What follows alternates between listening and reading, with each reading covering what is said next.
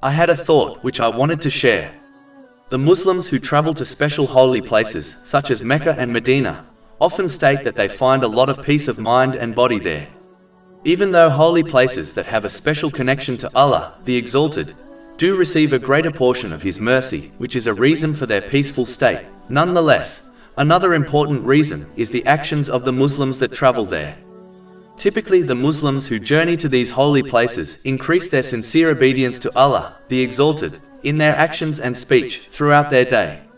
For example, they will offer their obligatory prayers at the mosques, use their resources, such as their time, in ways pleasing to Allah, the Exalted, and become more cautious in committing verbal and physical sins.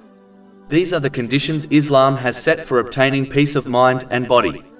Chapter 13 Ar-Ra'd, verse 28. Unquestionably, by the remembrance of Allah do hearts find peace. And chapter 16 An-Nahl, verse 97. Whoever does righteousness, whether male or female, while he is a believer, we will surely cause him to live a good life.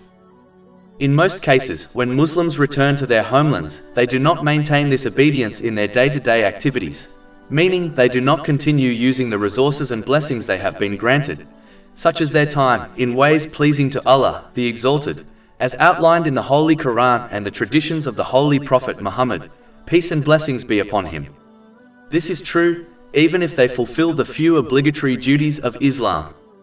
Instead, they concentrate more on using their blessings in ways pleasing to themselves and other people. This prevents them from fulfilling the conditions set by Islam for obtaining peace of mind and body.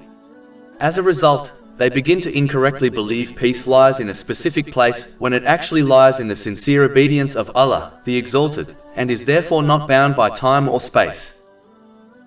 Over 400 free ebooks, audiobooks, infographics, podcasts and blogs available on our website, www.shaykhpod.com.